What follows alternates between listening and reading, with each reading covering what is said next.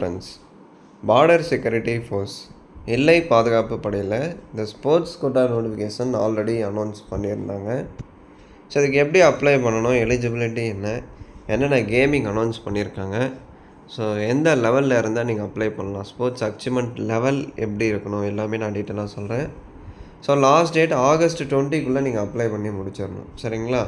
So இன்றைக்கி July 31, August 1, நாளைக்கு August 1. So August 20 நீங்கள் அப்ளை பண்ணி முடிச்சிடணும். மற்ற ஒரு 241 வேக்கன்சிஸ் இருக்குது, ஓகேங்களா? 241 கேமிங் டிசிப்ளைன் கொடுத்துருக்காங்க. ஸோ என்னென்ன டிசிப்ளைன், அதுக்கான event and position, male and ஃபீமேலில் எவ்வளோ வேக்கண்ட் இருக்குது, ஸோ டோட்டல் வேக்கண்ட் என்ன, கிராண்ட் டோட்டல் வேக்கண்ட் என்ன. இங்கே பாருங்கள், archery, athletics, badminton, basketball, boxing, cross country, cycling, diving, equestrian, fencing, football, gymnastics, handball, hockey, judo, karate, individual committee அப்படின்னு இருக்குது. அடுத்து கேனோயிங், ரோவிங், ஸ்பேக், அடுத்து shooting, swimming, table tennis, volleyball, water polo. So இந்த மாதிரி கிட்டத்தட்ட ஒரு 30 கேமிங் இருக்குது. ஸோ 30 டிசிப்ளினில் உங்களுக்கு அனௌன்ஸ் பண்ணியிருக்காங்க. ஈவெண்ட் பொசிஷன் இங்கே காமிச்சிருப்பாங்க ரைட் சைட் காலமில், அதை நீங்கள் செக் பண்ணிக்கோங்க, சரிங்களா?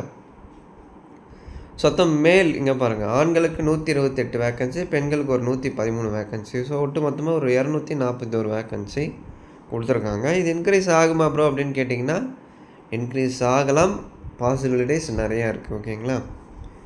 ஸோ rectt.bsf.government.in இந்த வெப்சைட்டில் தான் நீங்கள் அப்ளை பண்ணணும்.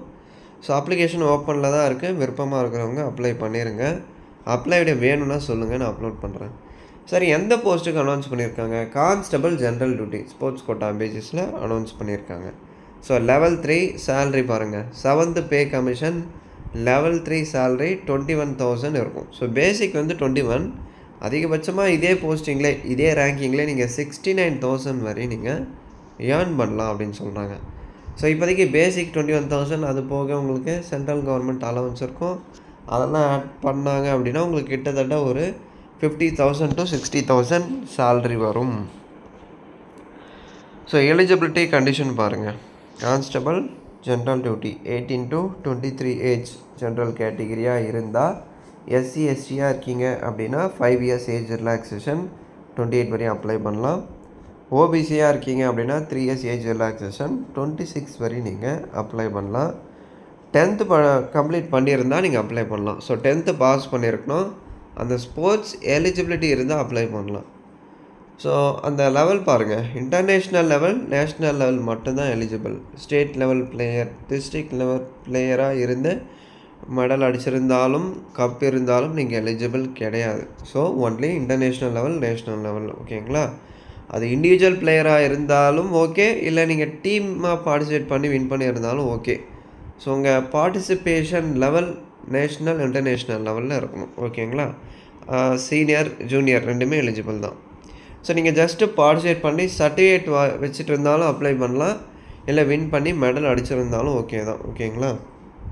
ரெண்டுமே எலிஜிபிள் தான். சில பேர் பார்ட்டிசிபேட் பண்ணி சர்டிஃபிகேட் மட்டும் வச்சுட்ருப்பாங்க, ஓகேங்களா? அதை வின் பண்ணியிருக்க மாட்டாங்க, அப்படி இருந்தாலும் நீங்கள் எலிஜிபிள் தான்.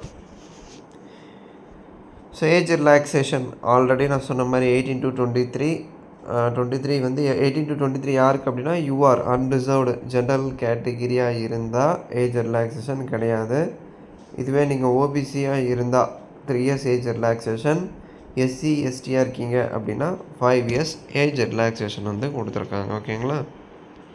ஸோ ஸ்போர்ட்ஸ் குவாலிஃபிகேஷன் இதில் கொடுத்துருப்பாங்க, அதை செக் பண்ணிக்கோங்க. அதாவது எந்த இயருக்குள்ளே இருக்கணும் உங்கள் பார்ட்டிசிபேஷன் அச்சீவ்மெண்ட் சர்டிஃபிகேட் அப்படின்னு கொடுத்துருப்பாங்க, அதையும் டீட்டெயிலாக செக் பண்ணிக்கோங்க.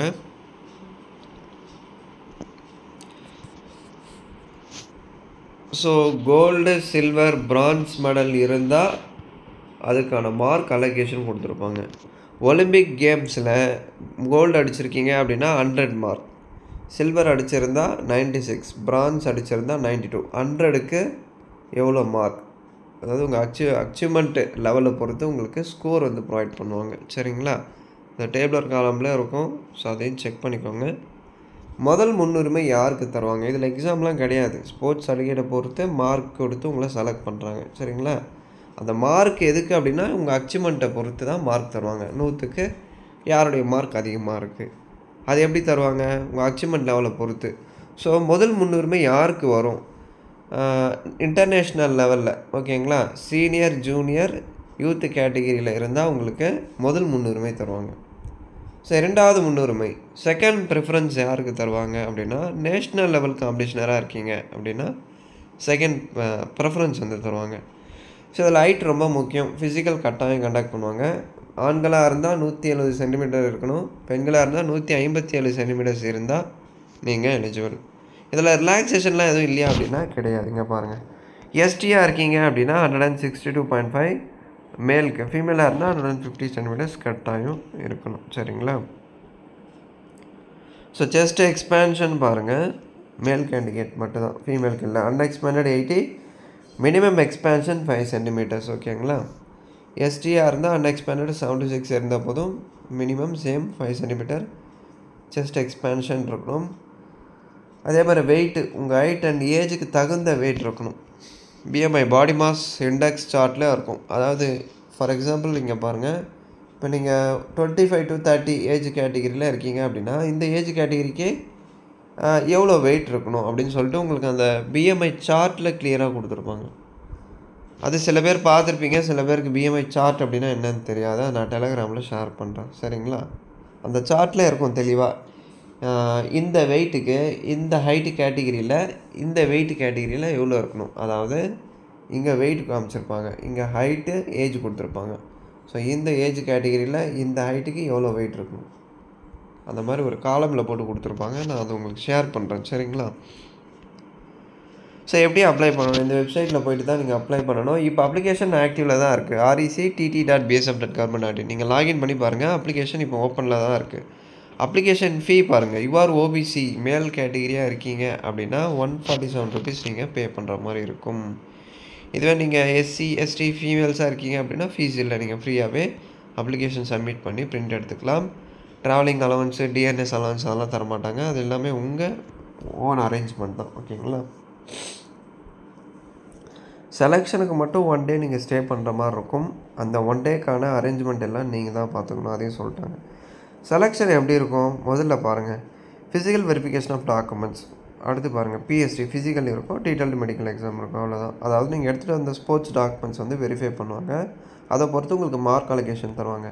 அடுத்து ஃபிசிக்கல் கண்டக்ட் பண்ணுவாங்க. அடுத்து மெடிக்கல் எக்ஸாமினேஷன் இருக்கும். ரிட்டன் எக்ஸாமில் எதுவுமே இருக்காது, டைரக்ட் மெரிட் பேசிஸ் தான், based on your sports achievement certificate. அதை பொறுத்து தான் உங்களுக்கு மார்க் அலோகேஷன் தருவாங்க. அதுதான் ஃபைனலாக இருக்கும். ஸோ உங்களுக்கு இதை தாண்டி இதில் டவுட்ஸ் ஏதாவது இருந்தால் கமெண்ட் செக்ஷனில் கேளுங்க. இந்த வீடியோ நிறைய பேருக்கு ஷேர் பண்ணுங்கள். பிடிச்சிருந்தா ஒரு லைக் கொடுத்து கமெண்ட் பண்ணுங்கள். ஸோ மறக்காமல் சப்ஸ்கிரைப் பண்ணுங்கள். நிறைய என்டர்டெயின்மெண்ட் சேனல்ஸை பார்க்குறீங்க ஸ்ட்ரெஸ் ரிலீஃப்காக, அதை தவறு இல்லை. அதே மாதிரி இந்த மாதிரி ஒரு சில முக்கியமான சேனலையும் நீங்கள் சப்ஸ்கிரைப் பண்ணி பார்க்கலாம். ஓகேங்களா? கண்டிப்பாக உங்களுக்கு யூஸ்ஃபுல்லாக இருக்கும். இங்கே பாருங்கள் பாடி மாஸ் இண்டெக்ஸ் சார்ட் கொடுத்துருக்காங்க. இது தான் நான் சொன்னேன் இல்லைங்களா, இதை வந்து நோட்டிஃபிகேஷனில் அட்டாச் பண்ணிட்டாங்க. இப்போ ஃபீமேல் மேல் 2 பேருக்கும் தனித்தனியாக கொடுத்துருக்காங்க. இப்போ உங்கள் வயசு வந்து 18லேருந்து 22 வயசுக்குள்ளே இருக்குது. சரிங்களா? உங்கள் ஹைட் வந்து 148 சென்டிமீட்டர் இருக்குது அப்படின்னா 34லேருந்து 42.5க்குள்ளே வெயிட் இருக்கணும். சரிங்களா? அதான் வந்து கொடுத்துருக்காங்க. ஸோ நீங்கள் 23லேருந்து 27 வயசுக்குள்ளே இருக்கீங்க, உங்கள் ஹைட் வந்து ஒரு 148 சென்டிமீட்டர் இருக்குது அப்படின்னா 37லேருந்து 45 கேஜிக்குள்ளே இருக்கணும். இது வந்து வெயிட்டு. ஓகேங்களா? நீங்கள் எந்த வெயிட்டில் இருக்கணும்னு கொடுத்துருப்பாங்க இங்கே. இது வந்து உங்கள் வயசு, உங்கள் ஏஜ் கேட்டகிரி. இது வந்து உங்கள் ஹைட்டு கேட்டகிரி. அதுக்கு தகுந்த மாதிரி உங்கள் வெயிட் வந்து இவ்வளோ இருக்கணுன்ட்டு கொடுத்துருப்பாங்க. நீங்கள் செக் பண்ணிக்கோங்க. அதே மாதிரி மேலுக்கும் காமிச்சிருப்பாங்க. சரி, ஓகே ஃப்ரெண்ட்ஸ், தேங்க்ஸ் ஃபார் வாட்சிங்.